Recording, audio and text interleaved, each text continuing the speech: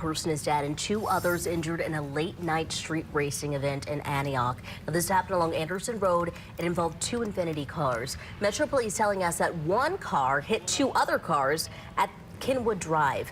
The driver was a minor and they were arrested. There were three people inside of the second Infiniti involved in the street racing. Well, that car crashed into a home, plowed right into it.